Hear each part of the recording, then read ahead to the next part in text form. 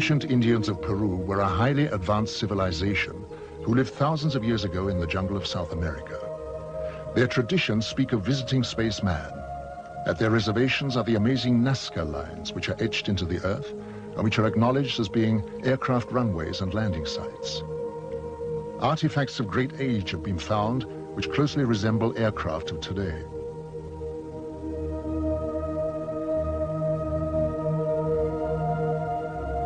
The sensational crop formations of England have generated great interest, and the question has to be asked if there is any connection with the etching in Peru. Ich kenne die Hopi-Indianer sehr gut. Sie leben heute in Arizona. Aber ihre alte Geschichte... I know the Hopi Indians very well. Today they live in Arizona. But their old traditions say that many, many thousands of years ago their home was in South America. And that at that time they were descended upon by extraterrestrial visitors called Kachinas. These Kachinas also saved the Hopi Indians when their continent threatened to sink. These heavenly beings, the Kachinas, were the teachers of the Hopi. And even today, the Hopi Indians make figures of the Kachinas for the younger generations, so that no one should forget the visit of their original teachers from outer space. And even today, the Hopi are convinced that one day the Kachinas will come again. In this connection, it's interesting that a short time ago I showed White Bear, one of the oldest members of the Hopi, pictures of the Maya cities Tikal and Palenque. He was beside himself with excitement and said, "We understand that. Our ancestors built that under the guidance of the Kachinas."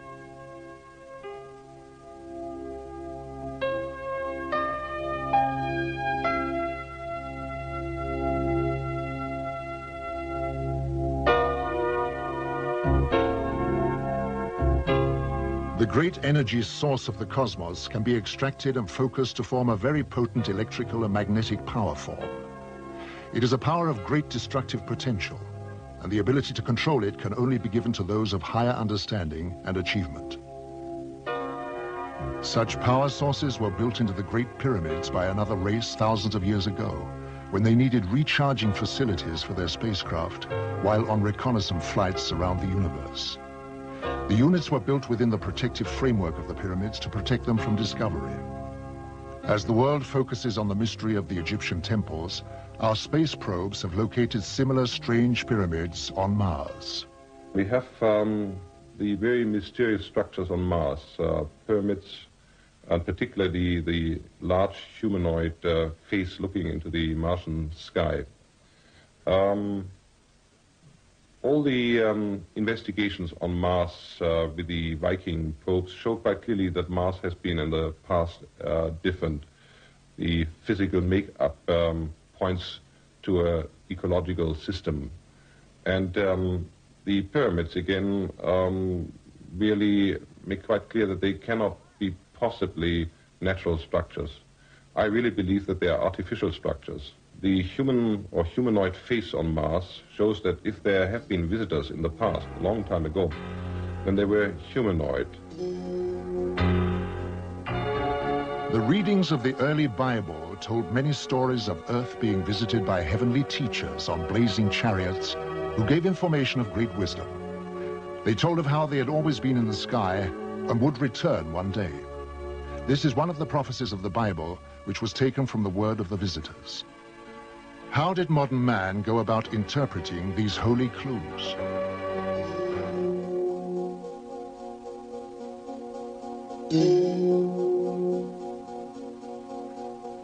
So we turned our faces towards the heavens in the hope of finding a deeper understanding of ourselves, to participate in the quest for universal knowledge, and to hold out our hands in the search for possible cosmic neighbors.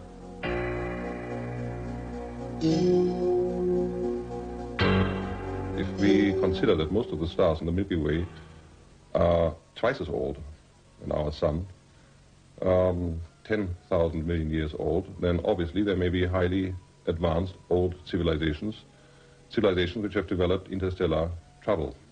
So my answer would be it is more than likely, not only possibly, but more than likely, that extraterrestrial visitors are traveling to other solar systems, other planetary systems, Thus, we really should expect extraterrestrial visitors in our solar system observing human civilization. As fantastic as this may seem, photographs of unknown flying craft, known as UFOs, have been taken around the world, captivating the public's attention for decades. This photograph was taken in 1978 in Brazil. This was photographed in Switzerland in 1975. These two UFOs were also photographed in Switzerland in 1975. This was taken in 1971 in Austria. This one was seen in 1987 in Canada. This UFO was photographed in Germany in 1977. This was taken in Colombia in 1971. This photograph of a shiny silver object was taken in North Charleston, South Carolina in 1980. Yet another photograph from Switzerland taken in 1975. This UFO with a cloud-like vapor was taken in 1974 in Denmark. This UFO was sighted in 1977 in Uruguay. A UFO in Indonesia, photographed in 1974. These three luminous flying objects were photographed in Barcelona, Spain in 1978. Every year, increasing numbers of UFO photographs are being taken by witnesses from around the world, giving growing evidence of extraterrestrial visitors. In 1946, George Adamski, a professor of philosophy, using his cinecamera, took the first moving pictures of alien spacecraft. This film shows the strange flight pattern of these machines. This picture shows three balls beneath the craft serving as condensers for static electricity. This film, also taken by Adamski, shows a telemeter disc, described as being a very small but highly technical reconnaissance craft. Adamski was an amateur astronomer who had a 6-inch telescope on the slopes of Mount Palomar. In 1946, he observed a huge cigar-shaped UFO and was astounded to see many smaller UFOs emerge from the mother craft. He was able to take a series of photographs of this amazing sight.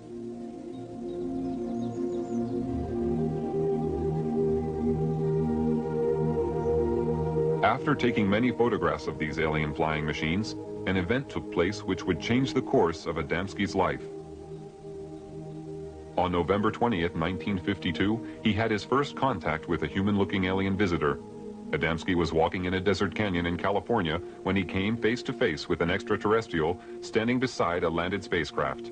The alien told Adamski that the meeting was not by accident and that he had come to give a message. He warned of the danger we were creating by exploding nuclear weapons. He said that the human race had no idea of the very powerful and deadly long-term effects we were creating, which could not only destroy ourselves, but also our planet, and that the continued use of such weapons could eventually endanger our cosmic neighbors. Adamski was asked to spread this message. The alien visitor promised that he would return and meet Adamski at a later time.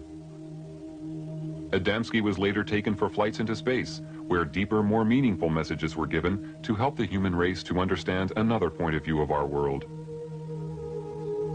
Adamski devoted his time to spreading the visitor's message and was later joined by a Danish Air Force Major, Hans Petersen.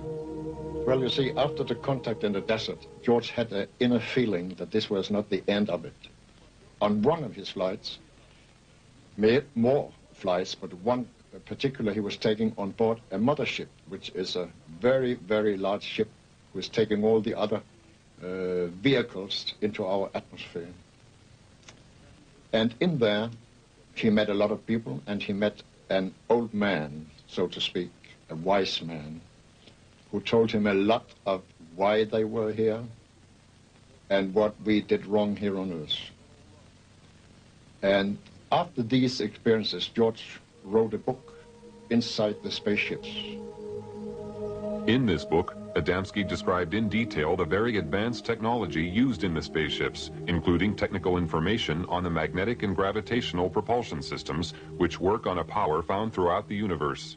He also described a magnetic pole running through the center of the ship that was also a very powerful periscope, which could observe both above and below the craft with great magnification. Adamski's alien friends gave him a pendant to wear around his neck and was told it would increase his telepathic abilities and enable him to maintain contact with them. Another witness who was truly shattered by his experience when he saw and photographed a UFO was Dr. Daniel Fry. Dr. Fry was a rocket engineer and the head of a scientific team employed by the American government at the White Sands Missile Proving Grounds in New Mexico when he took these films and photographs.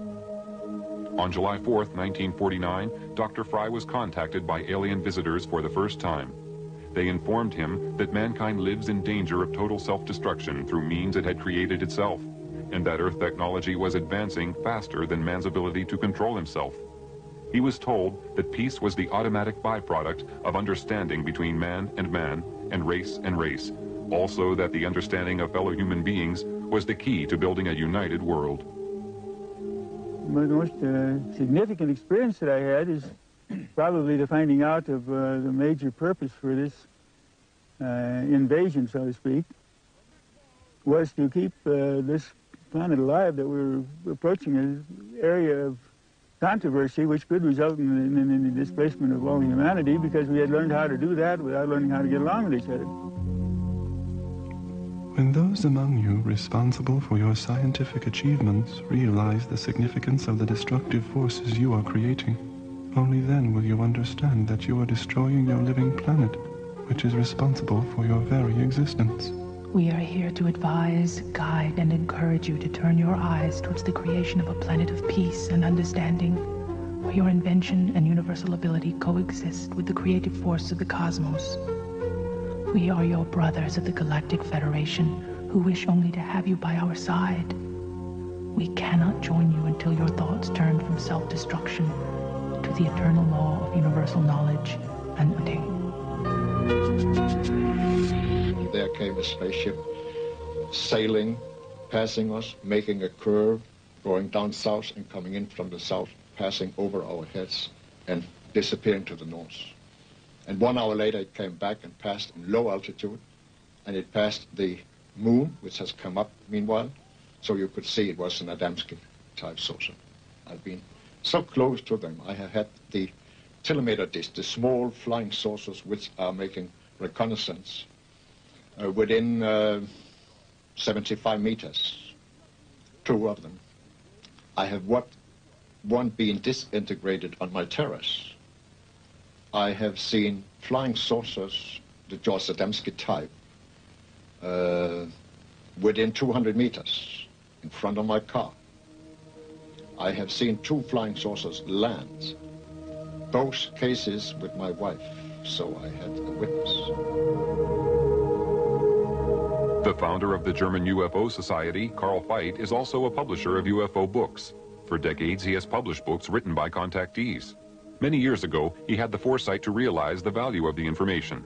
There were 12 of us sitting in the garden, and the pictures were shown by this television man. And I explained them again as well as I could. And in the middle of my explanation, the baby daughter, she was the youngest member of this family, called out, "Daddy, what is that?" and pointed up. We were all looking at the screen, and then we also looked, and there vertically above us, or nearly vertically, there was a wonderful large UFO, rather low. Of course, we were all amazed. We gazed up, we waved, and in a way gave thanks that they had come during the UFO lecture and wished to greet us, or to say, "Yes, we are here, the ones you're talking about."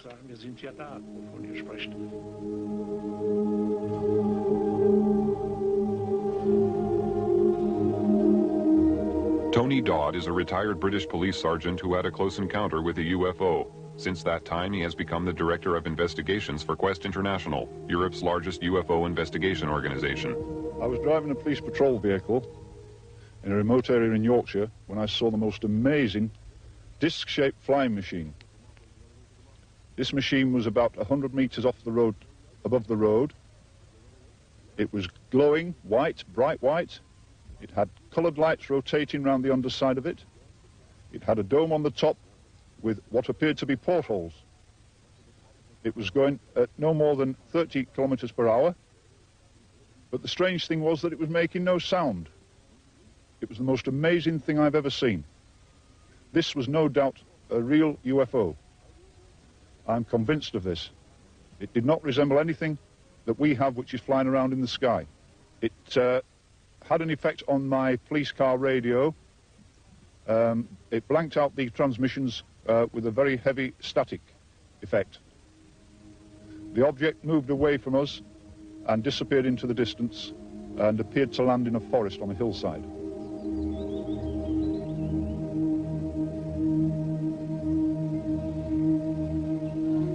George once told me that they work in all countries, all over the world. And they live among us, they have jobs. One day George met a couple in New York on Fifth Avenue. He was looking in a shop in the window, and a couple passed him with a little boy between them. And he got this strange feeling that they were space people. And he put a thought towards them: are you space people? And come back. They turned around and came back and said, your thought is correct. Adamski was given insight into the purpose of his life by his extraterrestrial friends. And in this sense, all these people who have come into contact with extraterrestrial beings are confronted with these wonderful facts, and they have also had an insight into their lives. Why they are here. That's what was also said to George Adamski, that he should, so to say, be a pioneer in the field of ufology, because in the development of the human race, we now face great, higher problems. Our first face-to-face contact with a member of your race in modern times was a man called George Adamski. He was chosen because of his astronomical awareness and placid naivete, coupled with a cosmological awareness. During our contact, he was told many things which he was asked to pass on to mankind, and was forewarned of the ridicule he would be exposed to. He showed high integrity and learned quickly the significance of our intentions. He was the ideal subject for our first contact. He created a chain reaction of awareness which continues to spread at the present time. He was the first seed sown by us to open the eyes of your world. The first thing that made me realize that there was definitely something else happening was as a result of the first sighting. After this, using my policeman's mind, I used to watch in the area where I'd seen this thing, and over a period of time, I saw many more of them. And it got to a fairly regular event.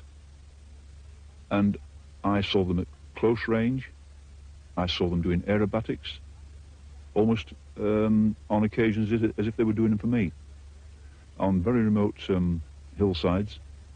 And then on one occasion, one came past, it flew over my head, and I flashed a light at it. And this thing turned around and came back. And as it got above my head, this was only about 25 feet above the ground. It had a long light on the front of it, a long elliptical-shaped light. And as it got to my position, the light increased intensity, went down, and then increased intensity, and went down again, almost as if it was signaling me back. And then it turned and flew off again. I knew at this time this was an intelligently controlled machine who was acknowledging my signal. I was certain before this time that there were alien craft flying around. But this particular incident really convinced me of this. So where are our alien visitors coming from? Or is it possible that they've been here all the time? If so, where? Military and civil airline pilots from around the world have constantly reported having the most unusual experiences in the skies, including contact with UFOs. On September 19, 1979, a UFO followed a military aircraft over Germany. This is a close-up of the object. This B-52 Canberra bomber was flying over Edwards Air Force Base in California in 1954 when a UFO was seen near the aircraft. Here is a close-up of the UFO. Many pilots flying B-52 bombers reported seeing UFOs. This one was photographed at 12,000 feet in June 1966 over Utah by aircraft pilot Williams. An aircraft over Venezuela had a close encounter with a UFO. This photograph was taken from the plane.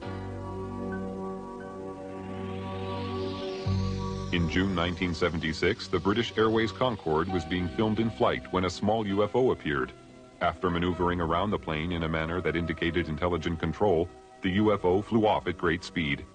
This was witnessed by the whole crew. Here is a replay in slow motion.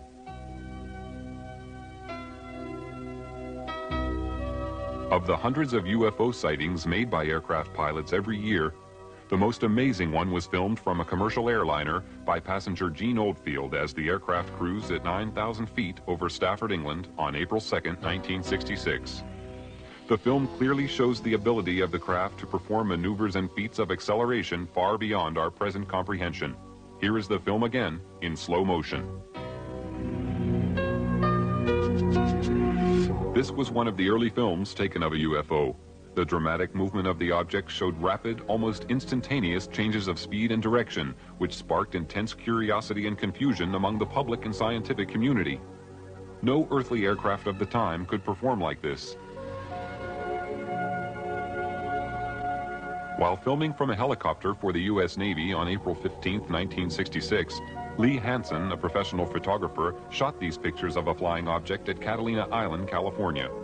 The craft, which had no wings or tail fins, was 30 feet in diameter and moving at approximately 150 miles per hour.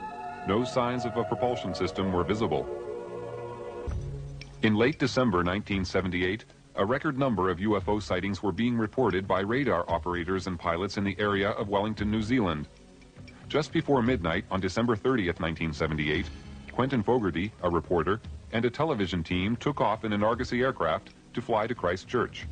Shortly after takeoff, Fogarty was informed by ground radar that they were being followed by several UFOs.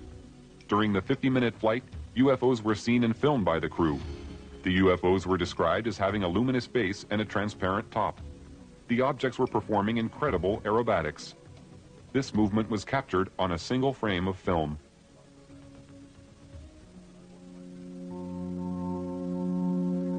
We have been present in your skies for hundreds of Earth years, but because of camouflage devices, you have been unable to observe us.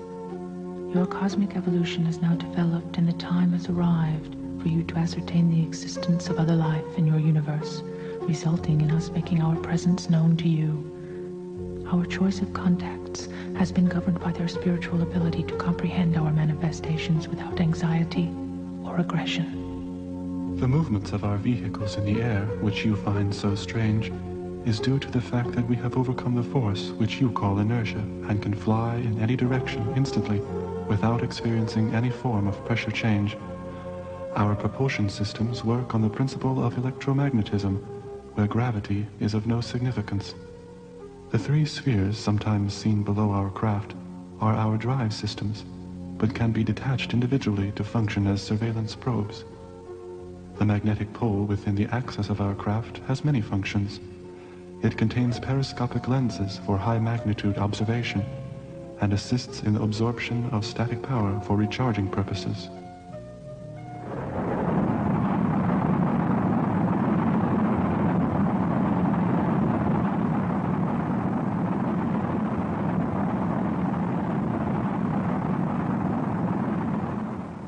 It seems to me quite clear that a humanoid civilization will very likely try to find other humanoid civilizations in the Milky Way, if we just take the Milky Way as our place for travel. I'm not talking about extragalactic civilization now. The possibility of finding humanoid civilizations would always be of interest. Just like our astronauts, if we send them away in the search for life, will very likely try to find life which is a kind which is similar. If an astronaut has a chance to visit a planet where there's plant life or insect life, or another planet where there's humanoid life, he very likely will travel to the planet where there is humanoid life. And so it should not surprise us that the extraterrestrial visitors are always described as being humanoid. The following sequence of photographs and film was taken by the astronauts. While in space, they had many encounters with UFOs that are now being revealed for the first time after decades of secrecy. On the Gemini 4 spaceflight on June 3, 1966, astronaut James McDivitt took a photograph of this cylindrical object. On the mission of Gemini 7, astronaut Frank Borman reported seeing these two objects flying in formation. On the Mercury 1 mission on February 20, 1962, John Glenn took this picture of two glowing objects. On the Gemini 11 mission, September 13, 1966, Pete Conrad and Richard Gordon observed a cluster of UFOs alongside their craft. They described them as large and very bright. During the Apollo 11 mission in July 1969, Neil Armstrong and Buzz Aldrin saw these two UFOs, which were in orbit around the moon. The astronauts filmed the extraordinary glowing objects from the Apollo 11 spacecraft and reported to Johnson Space Center in Houston, Texas, that the UFOs even accompanied them to the moon. Many astronauts made their own private films while on space missions. This film, shot by James McDivitt in a long sequence, shows the remarkable aerobatic ability of UFOs. The astronauts faced UFOs so regularly that they became part of their everyday life. Because of restrictions, however, they were unable to describe their encounters to the public. One of the first to break the silence is former astronaut Brian O'Leary, a professor of physics and an astronomer from Princeton University, who comes forward for the first time to speak of the reality of visitation from out of this world. What I do know from my own experience and from scientific investigations and experiments is that UFO phenomena and a range of other events are part of our reality, as incredible as they may seem. Jetzt war es dann endlich soweit. Der erste Mann war auf dem Mond gelandet. It's one small step for man, one giant leap for mankind. During their moonwalks, a giant glowing UFO hovered above their heads. While in orbit around the moon, a huge object remained in view for a considerable amount of time before it suddenly disappeared. This UFO was seen above the landing site. This cigar-shaped UFO was photographed from the orbiting space module. That may have been a small deal, but that's a long. On this very first trip into the unknown, the astronauts repeatedly reported to Mission Control that they were being escorted by unidentified flying objects. After landing on the moon, the astronauts stated that the UFOs were still present in the distance, hovering near a large crater. They were well aware that they had been observed throughout their entire mission. It's also like sundown again. Yeah, powder. I was rolling on the moon one day in a merry, merry month of December. No, May's the month. May, that's right. May is the year of the month. When much to my surprise, a pair of the eyes. Hello, Ryan, it's Houston. Hi there, we lost you for a while. Yeah, we sure did.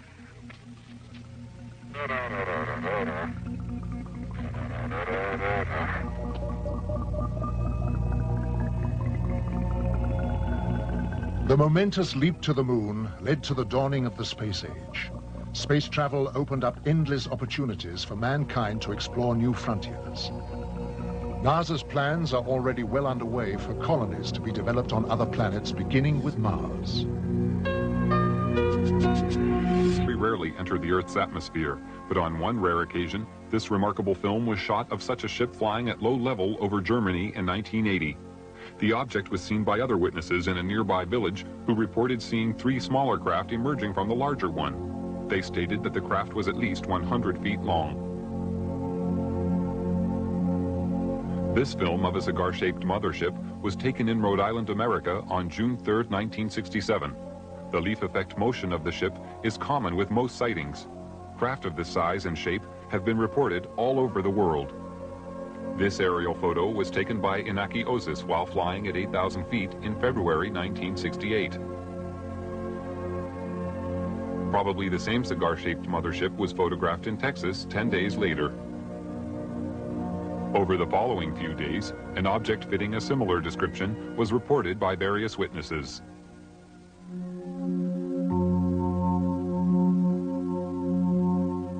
Life aboard our motherships is ruled by a mixture of self-discipline, love of each other, and the merging of all spirits into one. Every need is catered for in respect of rest, recreation, and meditation of the soul. Illness does not prevail, but analyzation and anecdotal equipment is always ready in case of unexpected or unknown space microbes attacking the craft or our bodies. Our food is comprised of a rotation of the many choices available on our own planet, but does not include the flesh of other life forms. We do occasionally take the fruit of certain organic trees and shrubs found on other planets, but only when they are known to be totally safe and pollution-free. Our water on the craft is produced by cosmic conversion. All byproducts are disposed of by the disintegration of the composite molecules. The psychological spirit of each of us is at one with the elements which surround us, and when we are at one with our universe, we are at peace. My personal views on UFOs are that these are alien-piloted vehicles. When I say alien, I mean alien to anything we know. That possibly they come from other worlds, but I think it's highly likely also that they come from other dimensions, other time spheres, and that there isn't one type of alien coming here. There are probably many of them, all from different areas. When people report these things, we get such a variety of things reported, so many shapes, so many forms, and this appears to cause the confusion because there is such a variety of these things. But really speaking, if these things are visiting us from a whole host of different areas, one would expect them to be different forms, different machines. And I think this person is the answer to it.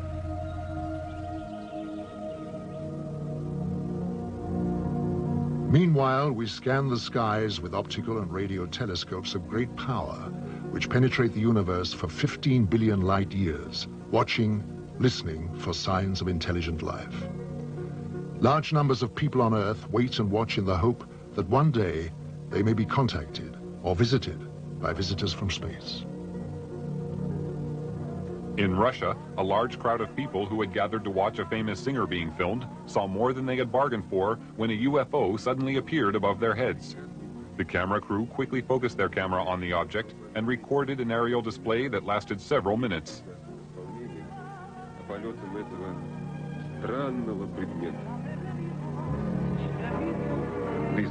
The crowd found this more intriguing than the singer. Even she eventually stopped singing to watch the UFO. Numerous UFOs are seen over Russia regularly. These balls of light are identical to those reported in Belgium and the rest of Europe in 1990, which attracted extensive attention on top military and civilian levels. In April 1990, this cigar-shaped UFO was filmed over Russia by an amateur. These flying objects are now acknowledged by the Russian military as being alien flying machines.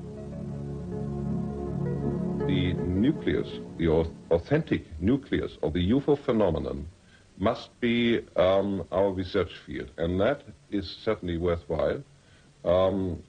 However skeptics may talk about the UFO phenomenon, whether they call people who have encountered psychopaths or even scientists who concern themselves with UFOs as cranks, we simply have to accept, if we inform ourselves, that there's a small percentage of absolute authentic cases which represent the UFO phenomenon.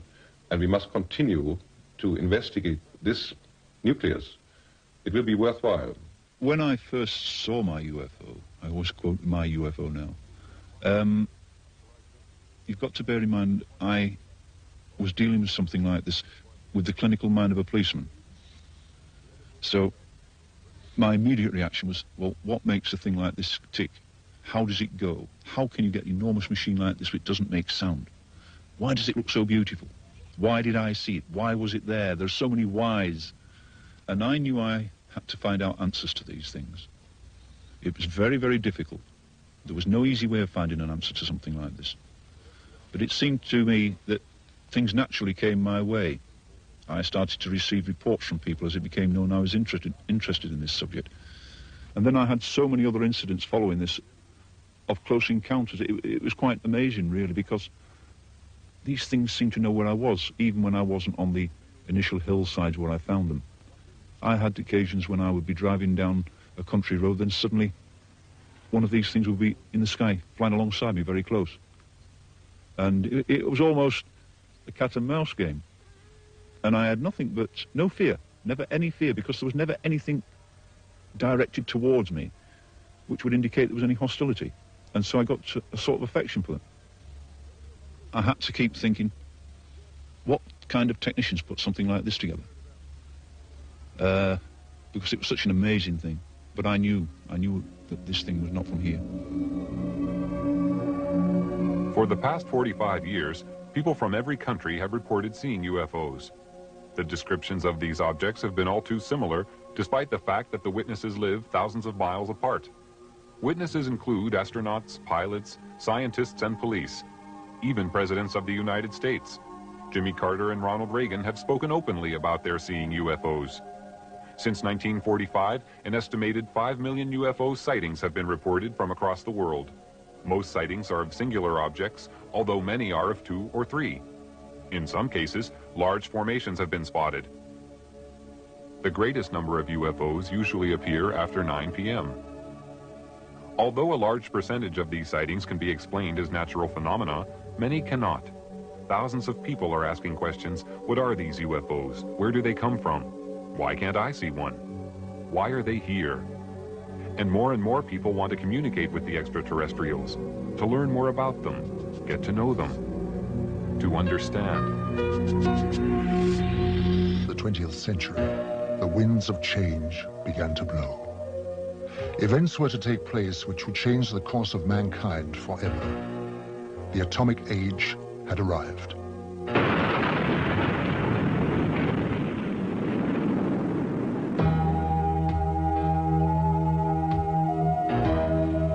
As man detonated weapons of immense power, lights started to appear in the sky in a way that suggested that something was following the course of events.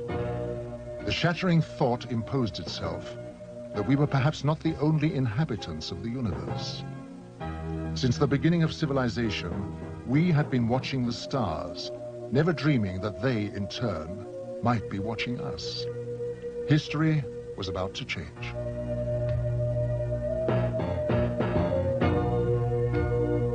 Because these lights appeared suddenly in the sky over Washington on July 20th, 1952, moving from the White House to the Capitol, hundreds of people witnessed the extraordinary event, and it left them stunned. The lights instantly jumped from one position to another. They were also observed by high military officials who knew what the lights were trying to say. The public had never seen anything like this, whereas the military had already a long history of involvement with these alien visitors, but had kept it from the public. An immediate emergency meeting was called to formulate a plan to divert public attention away from the occurrences. From that day on, it was decided to place the subject under the highest classification of security. Then came the first announcement to mislead the public made by Chief of Air Intelligence, Major General John Sanford. We can say that the recent sightings are in no way connected with any secret development by any agency of the United States. From that day on, the biggest secret of the century began. How did it all start?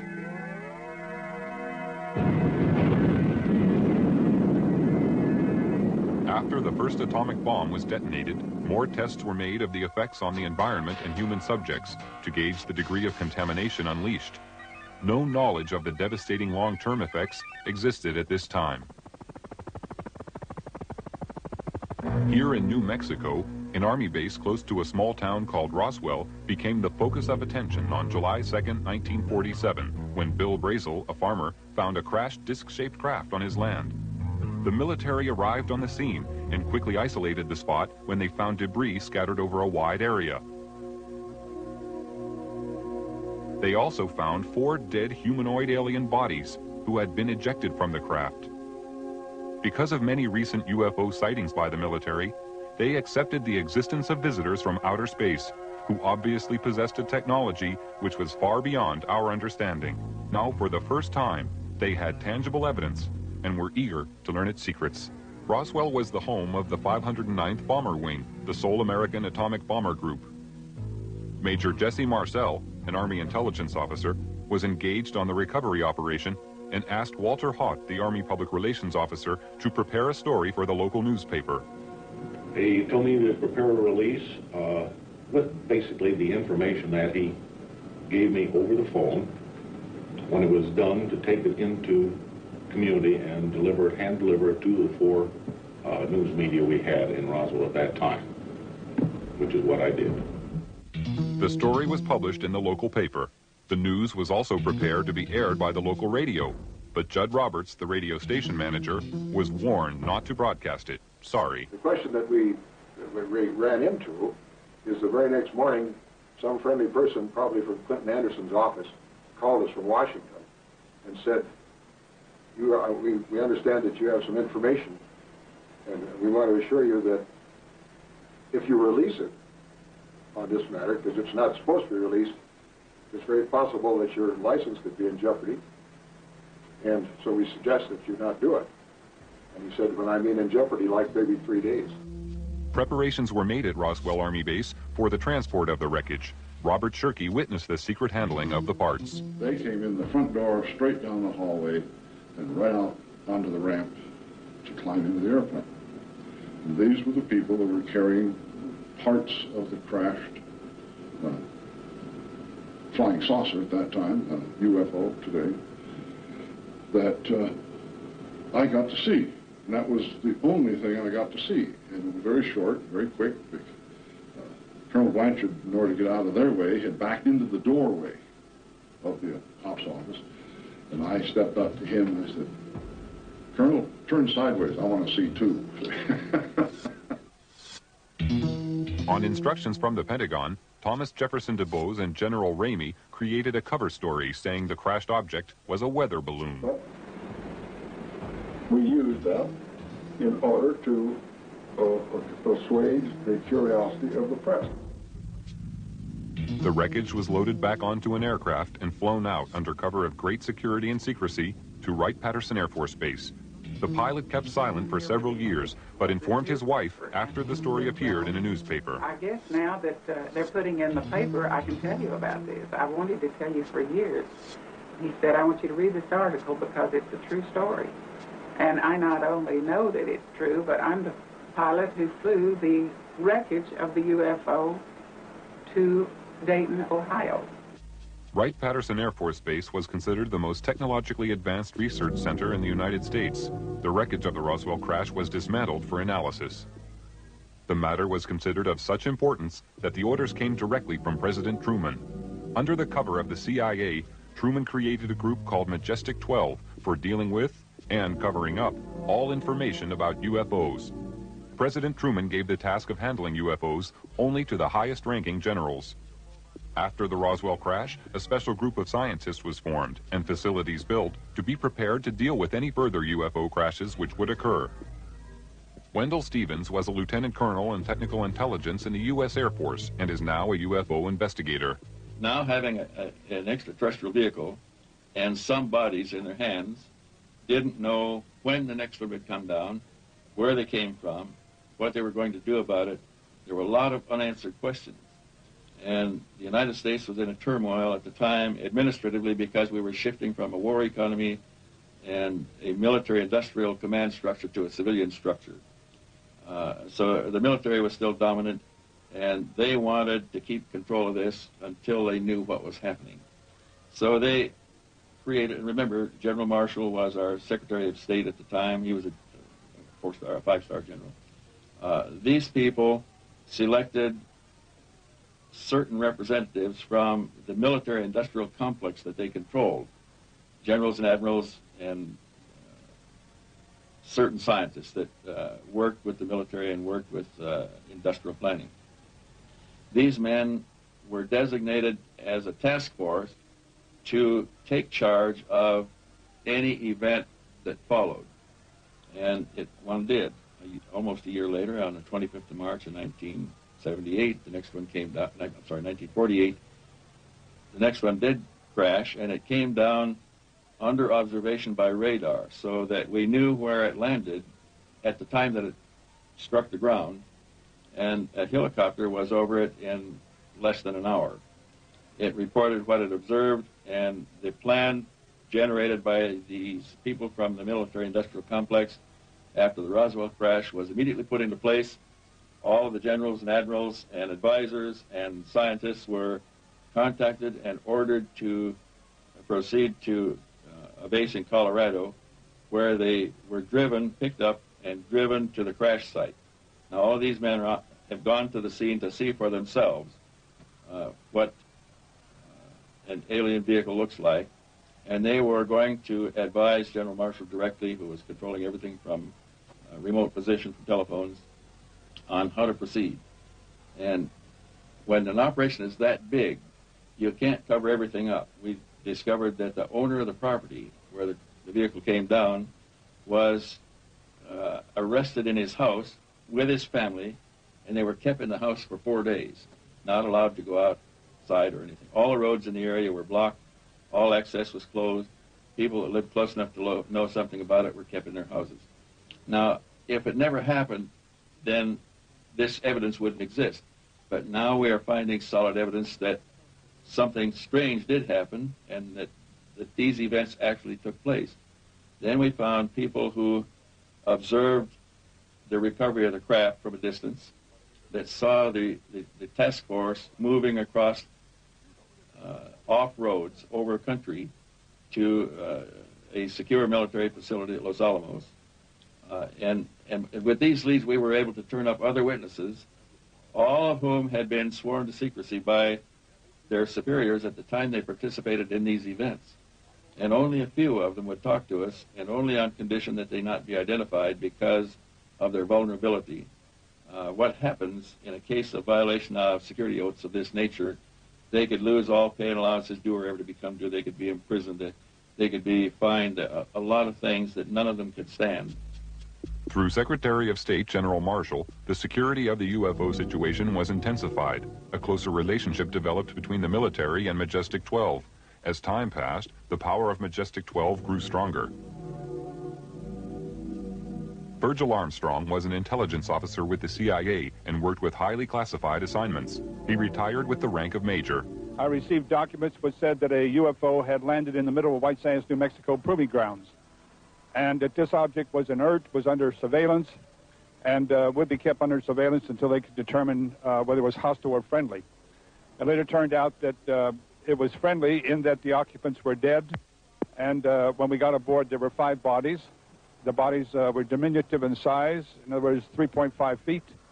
The largest one was just under 4 feet. 2 of them were obviously the commanding officers because 2 of them wore epaulets on their shoulders. Later turns out that they were all male. When we flew them back to Wright-Patterson, of course, the examination, physical examination, and the autopsy, of course, revealed that they were indeed all male. From descriptions given by several witnesses, the aliens have very large eyes, a small nose, and a small mouth. They are usually about 3 feet 6 inches in height and have no body hair. Ordered a heightened level of security after the capture of a live alien from a UFO which had crashed. Because of the ever-increasing numbers of UFO sightings at the time, it was decided to create a project called Blue Book, which was designed to suppress public knowledge and create an atmosphere of ridicule around the subject of UFOs. Professor J. Allen Hynek was a professor of astronomy and an astronomical advisor to the United States Air Force on their UFO educational program. And I know the job they had. They were told not to excite the public. Don't rock the boat. And I saw it in my own eyes happen that whenever a case happened that they could explain, which is quite a few, they made point of that and let that out to the media. Things that, the cases that were very difficult to explain, they would jump handsprings to keep the media away from it. For they had a job to do, to, whether rightfully or wrongly, to keep the public from getting excited. A live alien was captured in 1948 after a UFO crashed in America. He refused to communicate for 1 year and was given the name EBE, or Extraterrestrial Biological Entity.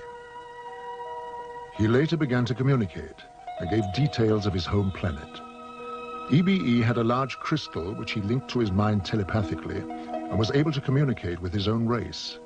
He was also able to see into the past and future and perform many other amazing feats. He told of believing in the universe as the supreme being and stated that his race lived in harmony without wars and had nearly eliminated all diseases. He said they lived to approximately 800 years of age and that their technology was far in advance of ours. The authorities were amazed by the things they were shown through the crystal.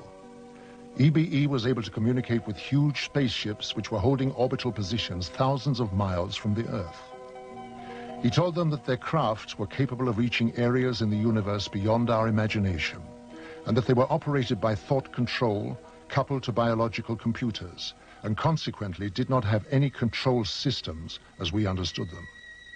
He talked about his planet and how their technology had created a system where everything was self-functional and did not require a workforce to operate it, and that everything was monitored from a central control system. He said that technicians were present there. He said their power source was eternal energy from the cosmos. He told them that his race didn't have a government like Earth, but a society governed by wise elders who sat in council to make decisions of policy. They did not have a monetary system because the needs of the people were catered for by the Federation, which made them all equal. I believe we made a deal, and the deal was that in exchange for super technology, super weapons technology, we would agree to ignore the abductions that were going on. He made it more military-oriented than, say, a civilian president would have. And it's this, I think, that has let his actions let the real power of the executive office slip through the hands of the president into MJ-12. The President of the United States does not have a high enough clearance to know the whole thing. And it's interesting to note that above top secret, there's 38 levels of clearances. Eisenhower's the last president to have a full briefing on the alien problem. There was a disdain of elected officials throughout the intelligence and military communities, and they just didn't like elected officials. So every president since then has not had high enough clearance to know the whole problem. Now they know there's aliens, they know we've recovered saucers, and they know that we're trying to get technology. But there are certain other things which probably only about 25 people on the face of this earth know. When coming down to Earth, it ceases to be free space, with systems to monitor every move. I happened to see flying saucer on several occasions on the radar. I even intercepted with 4 jets in '55, and it was clear to me that the saucers we intercepted could hear what I told the pilots, because they reacted on my instructions to the pilots. It was one day when one of my people in the radar called me and said, "Major," I was a captain at that, "Captain, we have something on the screen which passes with a speed of 18,000 kilometers per hour. Impossible. Nothing could fly with that speed. I went out there, yes. They were passing with 18,000 kilometers per hour. All of a sudden, after some while, they did not pass anymore. They were stationary around the field. And they came and they left without we could see it. All of a sudden they were there. All of a sudden when the sweep came around, they were gone. I contacted the operations officer and the station commander. They both came out and they wouldn't believe me. I said, "Give me 4 aircraft and I'll intercept them." Okay. Sometimes there were about 20 objects around the field, and sometimes we were down to a few. It was fog, and therefore a lot of people afterwards said, "Oh, it was inversion," but it was not. It's proven afterwards it could not be inversion, which is a meteorological phenomenon. So at 11 o'clock, I had 4 jets at the runway, and at 11 o'clock, the fort lifted so we could take off. And I ordered the 4 jets to take off. In that moment, there was 12 objects around the field. And when I said you are cleared for takeoff to intercept unidentified flying objects, 10 of them went away. Right when the sweep came back, there was only 2 left. One 10 miles north of the field, one 15 miles south of the field. I sent the 2 aircraft to the north and the 2 aircraft to the south. 2 aircraft to the north came first, and I said, your boogie, which is the object, is 12 o'clock straight ahead. 12 o'clock, distance 5 miles, altitude unknown. Do we have it in sight? Gone. Came the next one. When it came up, I said, your boogie is 12 o'clock, range 5 miles, altitude unknown. Do we have it in sight? Gone. So it was clear they could hear what I said. But while the visitors monitor our every move with their superior technology, being technically advanced does not always ensure their own safety. This was proved by the UFO crash in the Kalahari Desert in 1989. One of the most documented cases of all time referred to a 60-foot wide spacecraft which was forced down on the border of South Africa. This craft impacted with the desert at high speed, causing a crater 450 feet in diameter and 36 feet deep. Official military documents revealed that the craft entered South African airspace at 1:45 p.m. on the 7th of May 1989 and was intercepted by 2 Mirage jet fighters. Because the craft failed to respond to communication, one of the fighters was ordered to attack the craft with an experimental laser cannon. This caused the craft to lose altitude and crash. After the craft was retrieved, it was removed to a secret Air Force base. And on arrival at this base, it was found a door had partially opened in the side of the craft. Hydraulic pumping gear was brought to the scene, and the door was forced open. When this was done, 2 aliens staggered out of the craft, and it was found that one appeared to be seriously injured. They were immediately arrested and removed to a medical center, where a medical team was sent in to try to assist. The authorities at the scene entered the UFO, and hieroglyphics were found inside the machine, alien hieroglyphics, of course, and various items of electronic equipment were also removed from the craft. When the military entered the craft, they quickly removed portable equipment and instruments, some of which were considered useful as potential weapons. This was not certain at the time, but was clarified after scientific investigation. Also found aboard the craft were a series of hieroglyphics, which indicated that the aliens had a written form of communication. The writing gave the impression of an alien alphabet, but it is not known if any of the scientists present were able to understand its meaning. Data found on the craft were stored on a system of silicone slides. It was obvious to everybody at the site that they were dealing with a very advanced technology, including the propulsion system.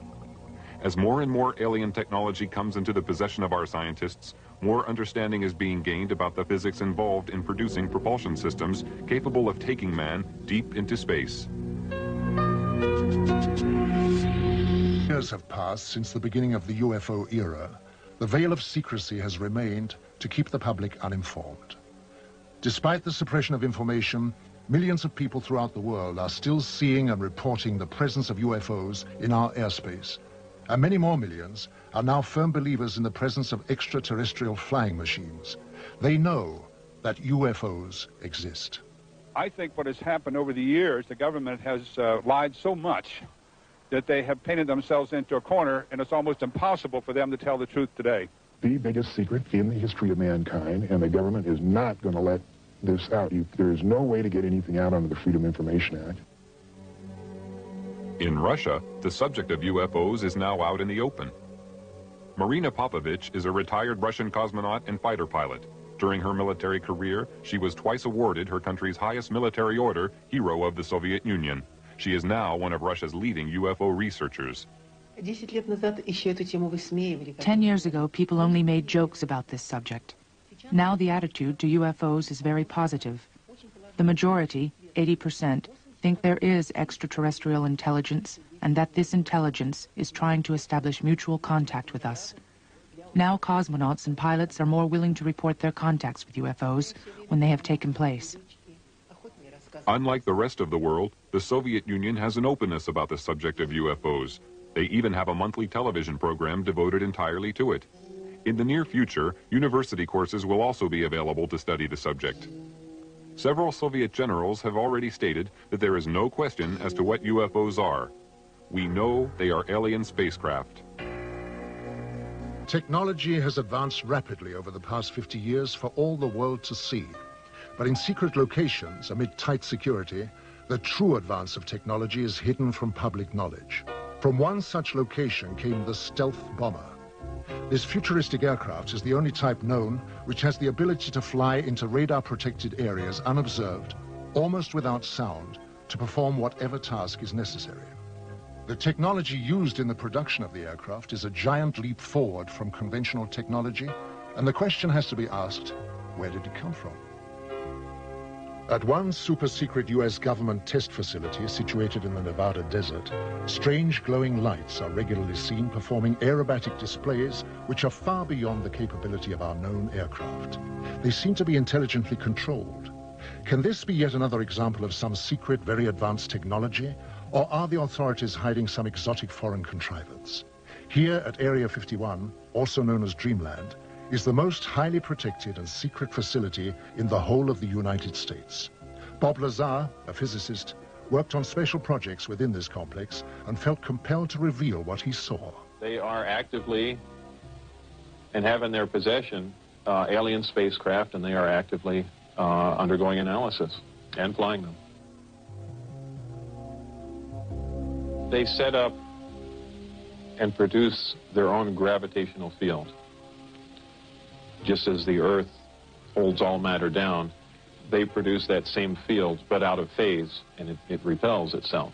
The effects that can cause, the way in which everything operates is by all intents and purposes, magic. I mean, it is so far beyond our level of technology. Why is such technology available only to the few and not to the whole of mankind? Have we the right to know? Are we ready for it yet? Or is the race for technological advantage more important? Why keep a secret about probably one of the most important events in history, that there's been contact from an alien civilization? It's a significant event in history, more significant than anything. With the tremendous distances involved, travel to the stars would seem impossible. But with man's endeavor and resourcefulness, these problems will be overcome as they always have been in the past. Scientific estimates tell us that there will be a breakthrough in space travel in the near future. When the boundaries of distance break down, the Earth will become our home, the universe, our world.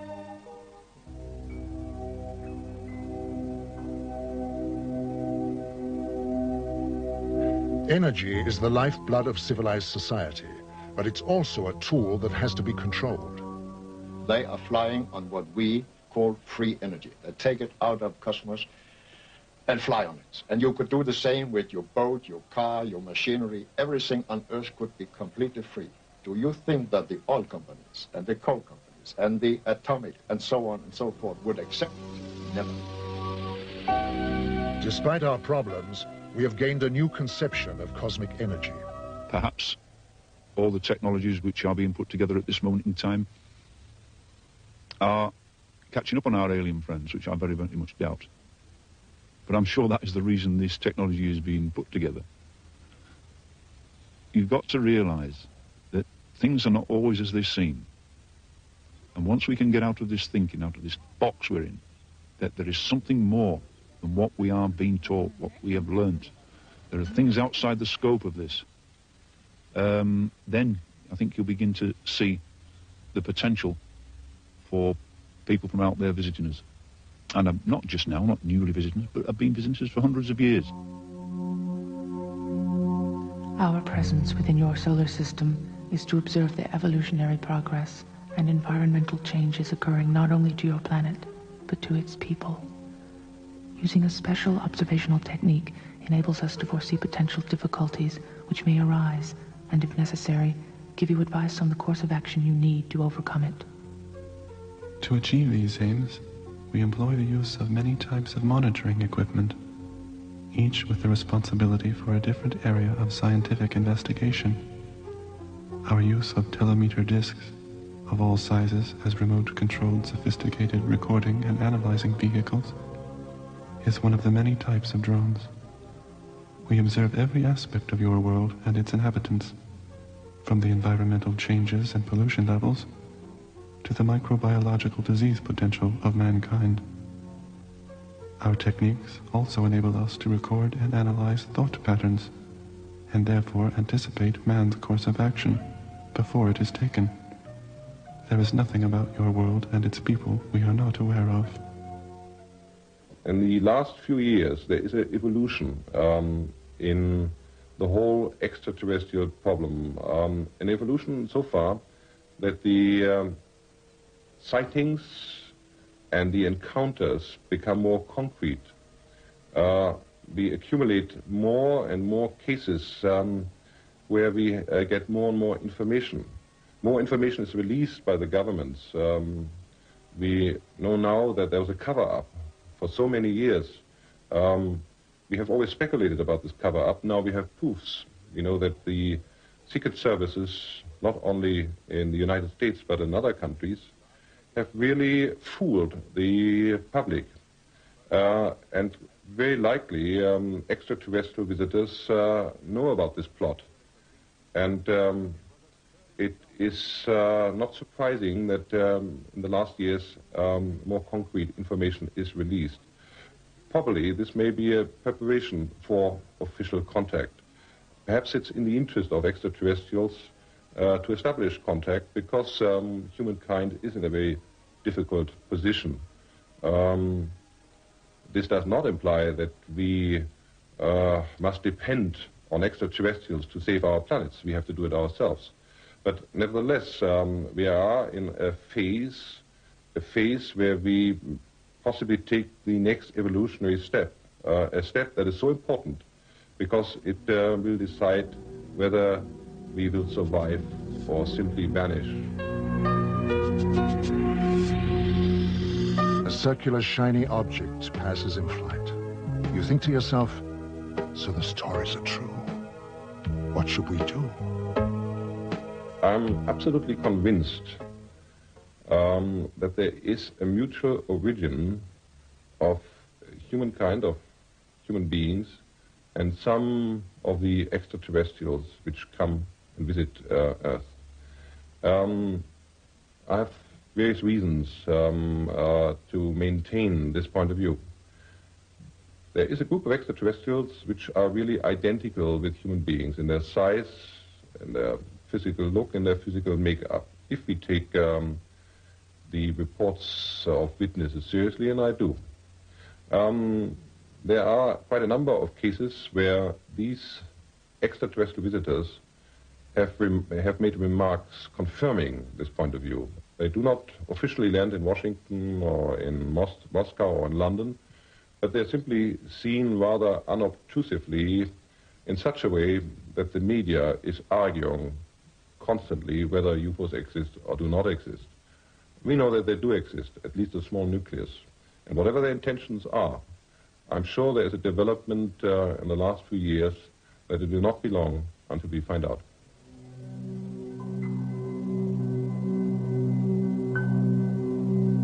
Are the spaceships announcing their presence by leaving their footprints in the cornfields? If so, how? The cornfields of England, home of the amazing phenomenon known as pictograms. In 1990, 1,200 complex symbols appeared in southern England. Some showed a remarkable resemblance to carvings found on ancient monuments. One opinion is that they are a message from spacecraft. Another is that it is energy coming from the ground, reacting with energy from space. All agree it is intelligently created and possibly connected to the nearby stone megaliths. The pyramids, one of the 8 wonders of the world, are monuments to a forgotten civilization. But how did they achieve such feats of engineering? And why are there identical structures on Mars? It is said that the pyramids were built by another civilization for the purpose of containing energy devices to exchange cosmic energy. The pyramids acted as a focusing device to focus energy on the planet at the zenith, which is in exact alignment with the Pleiades. Some people have had contact with beings from the Pleiades who told them that they were here to help us. When asked, why do you help us, they said, We would like to tell you about the importance of cosmic law, to live by it, not to neglect it. The greatest gift to yourself is to understand yourself through cosmic law. In our world, we give our children this understanding so that they will have a richer life. We come from throughout the whole universe, and we will reveal ourselves to you more and more until you come to understand the universal language. My first encounter, I was determined, if it took me the rest of my life, I was going to find out that day what I had seen that day, and I have never let up from that moment in time. And it has been worth every minute and all the money I spent on it, because now I am a far wiser person than I was when I started. I know things now which I would have never known had I not got involved in this thing. That there is a far higher force out there operating than we could ever conceive, and that they're here amongst us. They come and go as they wish. They are watching us, guiding us, and directing the direction we go in. Of that there is no doubt.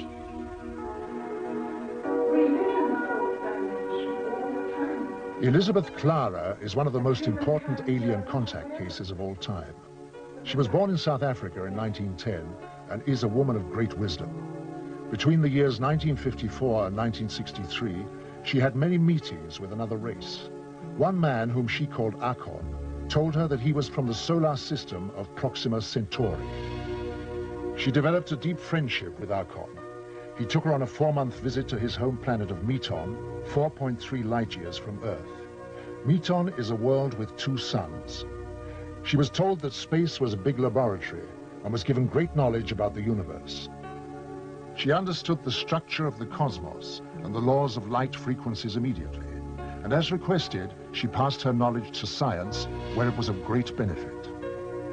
She later went on lecture tours and wrote a book where she shares her insight into the structure of the universe and passed on highly valuable scientific information to the world.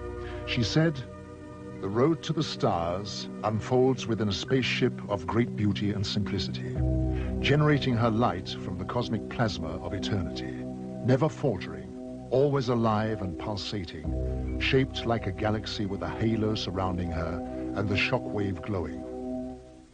We are embarking on a dialogue for which a common language has yet to be created, and which, when in full swing, will pose questions we have never ever envisioned, not even in our wildest dreams."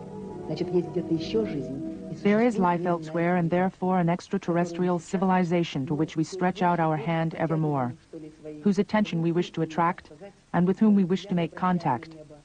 I am convinced that we shall be able to make contact on a broad basis. After all, there are already very many who have. And this contact between people is just as important as that with the universe.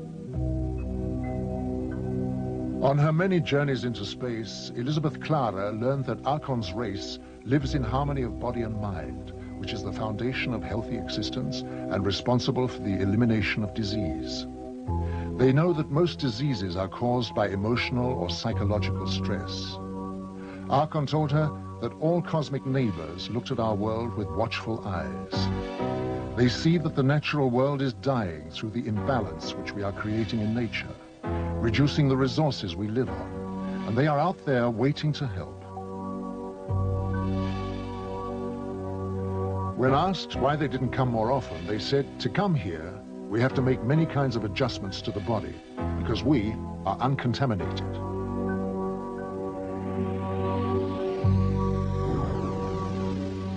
This spacecraft was seen coming out of the sea near the Canary Islands. UFOs have been repeatedly seen rising out of the water throughout the world. It is known that they are using their advanced systems to help the world to decontaminate areas of high pollution. For instance, green fireballs are appearing in areas of high radioactivity for the purpose of neutralization. Many contactees are told that help for the Earth by our alien friends is allowed, but only to a certain extent, because they cannot interfere, since we all have a free will. This is a cosmic law.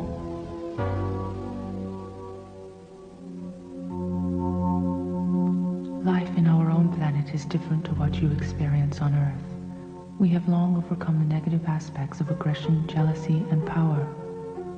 Although we are very advanced by your standards, we lead a simple life of love, mutual respect, and harmony, each integrating with each other in a like manner, conforming to the cosmic law of mutual harmony. Our family unit is the integration of like souls, which is a form of higher love beyond your comprehension. Children are born of these family units to evolve into even higher levels of understanding. Partners are not tied to each other as with your earthly rules. The merging of auras of the twin souls is a bond of such love and understanding that rules are not necessary. We do not have rules as you understand them. Law is a code of conduct. We do not require a code of conduct as you perceive it. Age is of no consequence to us. We merely exist in this form for a term of many times your lifespan, and are then reborn to a higher level. Our harmony with our environmental surrounding is absolute. Elizabeth Clara was brought to our planet by Archon as a step towards bringing understanding to your race regarding the life and ways of cosmic neighbors. The mutual love which existed between them was a natural harmony of souls. Archon could not have lived permanently on your Earth because of your contamination. Our recreation is very different from that on Earth. We do not have sports of violent physical contact and do not participate in anything which creates rivalry. One great enjoyment is to use our brain power, either singly or jointly, against what you would call computers.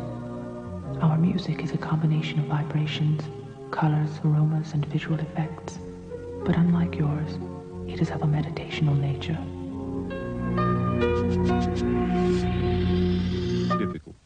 There was no easy way of finding an answer to something like this. But it seemed to me that things naturally came my way. I started to receive reports from people as it became known I was interested in this subject. I received reports in growing numbers until I was receiving reports in hundreds. And then the net spread, and it wasn't to a local area, and then it went to the whole of England, and then slowly but surely it spread until the world came in. And information was being fed from many, many directions. And many, many people helped.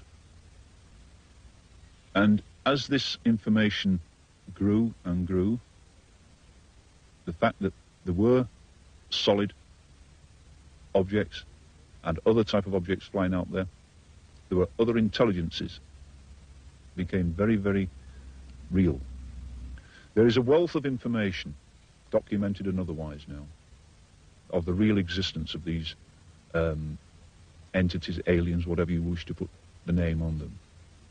The problem is, in our society, there has been a very, very well orchestrated aura of ridicule imposed on society, so that people who were seeing these objects were afraid to report them for fear of ridicule. People in positions of responsibility saw these things, and many have spoken to me, but they always speak in hushed tones behind closed doors. And when you ask them why, they say, well, if I was to make this public what I've seen, I would lose my job. This is the syndrome which has been among society for many, many years. There are more people all the time coming forward. We're beginning to break this mold of ridicule. And the reports are coming from all manner of people. I've had them from doctors and pilots, from military personnel. You name it, I've had it from them. And it's like a snowball. It's gathering momentum, it's gathering size. And it will not be long before all the population realizes that these are out there. We are not the only people here. And when the realization of this comes to the front, then I feel that we will all be lifted on a higher level spiritually.